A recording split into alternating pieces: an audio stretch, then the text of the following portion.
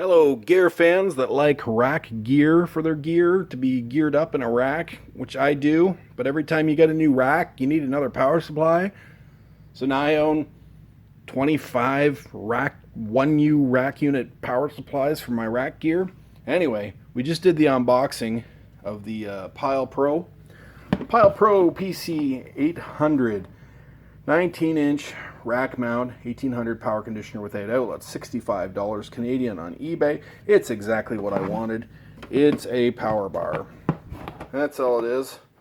It's not fun. It's a utility piece for your home studio. Now, what are we doing now? Well, I take a little offense to this here power conditioner. I think that's a bit of a stretch. And what did I want? I wanted a power bar. What did I get? I got a power bar. This is a power bar in a RackU. Power conditioner, I think they're taking some liberties with that term. So what we're gonna do, I gotta pull the feet off this anyway. So let's pull the feet off while we talk. The reason the feet have got to come off is because it's not going to go in the rack next with those feet. So we're going to get rid of these feet right away as we talk here. But yeah, if you hadn't seen the unboxing videos, $65 Canadian on Amazon.ca. It's got to be the cheapest thing you can put in a rack. It's cheaper than some of the blank panels I've seen off StarTech. But anyway, you need a power bar and a rack.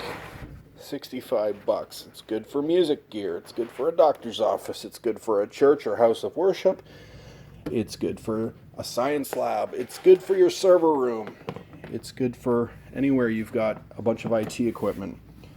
Got the feet off. You're going to want them feet off because it's just going to fit in the rack better. You're not going to, with them feet, you're going to be fighting the next thing. What they should have did with those feet, if they really think they need the feet on it, like someone's going to use this on a desktop, is they should be recessed in that far in. See what I'm saying? You can't get that angle. That far in.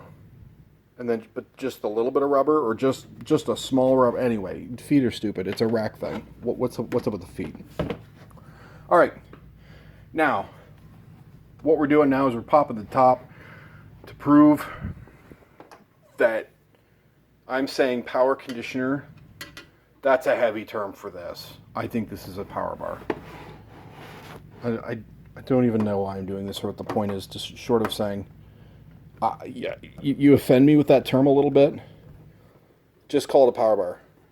You're not conditioning nothing. So we've got the 3 screws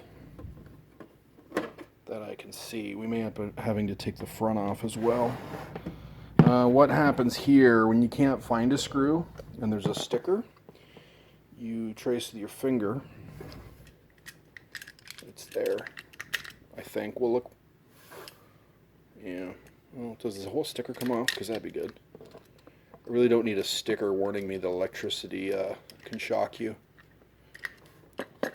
I know that. What we got here? There it is. Push hard. There we go. Now that can't be it. It's going to be more than these 3.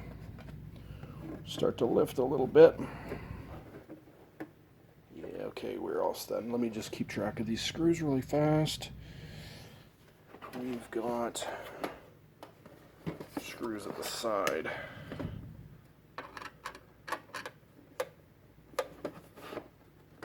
Come on, baby. I have to manhandle this. Give me a second.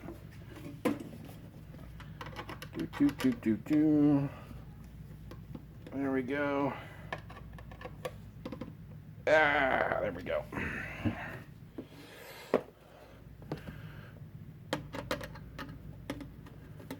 Yeah, $65.99 new Canadian on Amazon. It's a good price. You can't find one like that on Reverb because Reverb's buyer and seller fees have gone so criminal now, so high, so ambiguously, monstrously, exorbitantly high that Reverb is no longer good for a buyer or a seller when it comes to music gear at all. They've gone the way of eBay, where the eBay fees, they just started making fees up as they went along.